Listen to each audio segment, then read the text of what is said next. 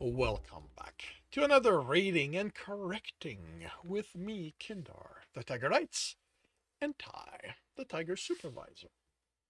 These are where I read a chapter from one of my books and correct it as I go.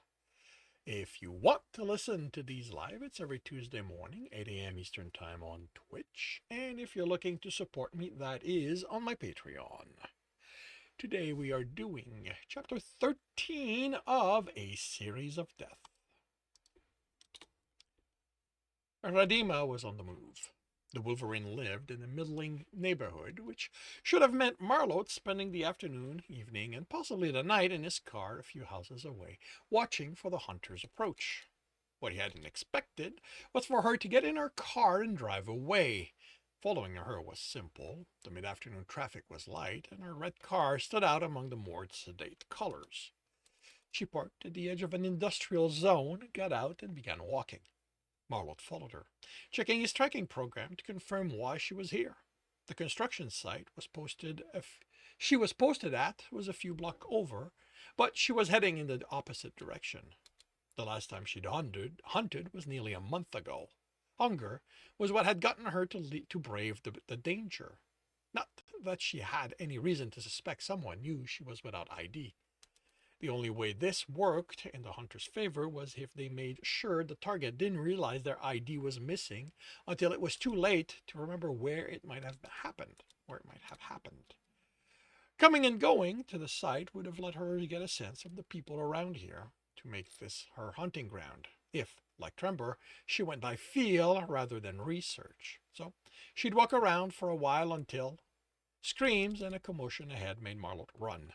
Instead of finding the Wolverine on the ground with the hunter trying to break her neck, she was running off, and a handful of prey were picking themselves off the ground. He kept he kept running, stepping, and jumping over the complaining prey. Had she noticed him and thought he was chasing her?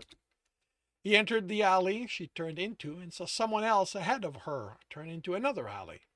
She had already picked her prey. She was fast. He followed the scent, her excitement and hunger, the servant's fear. The odds the hunter was here were low.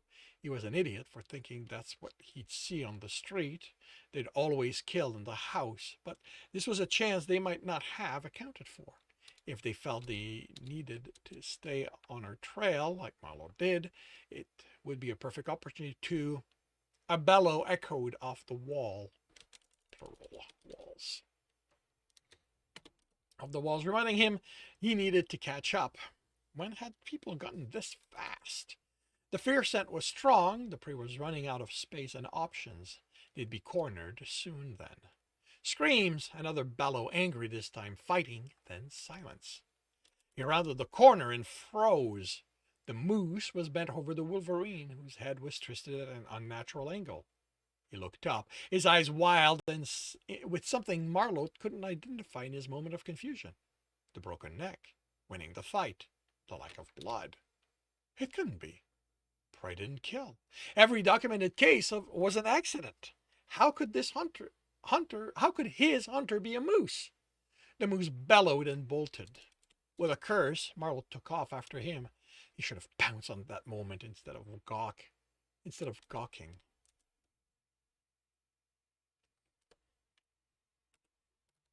It's interesting. I'm noticing a good number of places where I went with past rather than I don't know what the word for the ing is. But it was so impossible. How could he have reacted any other way? The moose's scent, the moose's scent was still fear. Did he have a way to generate it? An artificial scent? To make sure the Wolverine gave chase? Why was this one different from the others? The moose slowed. He spent all his energy staying ahead of the Wolverine until they were where he needed her to be. Over the fear, Marlot got the scent of people on the breeze, made out sound of vehicle, and he pushed himself just as the moose did the same. But this time Marlot had the advantage and jumped on his back, bringing him down, then being thrown off. He rolled to his feet. He was between the moose and the street, the easy escape. His only option was to run back into the deeper alleys, seek cover in the moose charge. Marlowe took the impact and redirected the momentum toward the wall. The impact there cracked some brick, and Marlowe suspected a few of his ribs. The moose shook himself and turned. He charged again, but slower, not as steady. Instead of impacting with Marlowe, the moose suddenly raised his head and swung a wild punch that Marlowe easily dodged and struck the moose in the side. It was like hitting stone. A backhand glanced off Marlowe's head, and he saw stars as he backed away. The moose ran for the opening in the street. The opening to the street. Cursing, Marlowe ran, jumped on the moose's back, wrapped his arm around the massive neck, and tightened his grip. The moose turned and shook himself, trying to dislodge the wolf, then ran for an opening in the alley leading away from the street. A hand reached back and grabbed at Marlowe, but slipped on the jacket he wore. The running turned into staggering, stopped. Then Marlowe's back hit a brick wall and his grip on the neck loosened. He tightened it again, biting back the pain.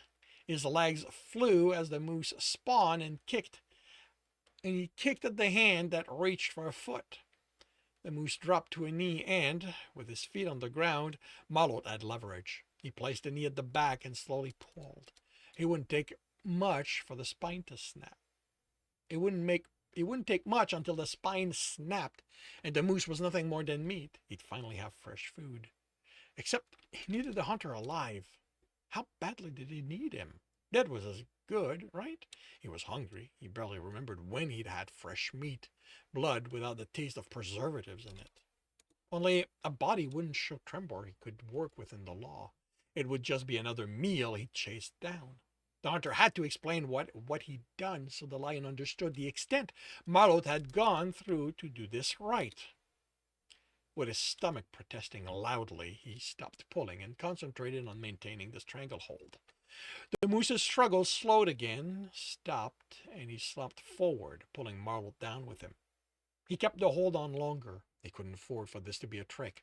If the moose got back up, Marlowe wasn't going to be able to chase him again. After what he thought was safe, Marlowe let go and rolled onto his back. The moose coughed and wheezed, but didn't move. It was too bad there were no rewards for catching a hunter, Marlowe thought, because this chase had just ensured he'd be eating that artificial stuff for a few more weeks. The idea made his stomach rumble.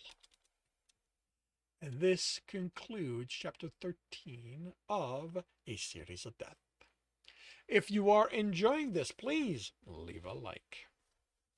If you want to know when the next chapter is going to be up, subscribe and hit the bell.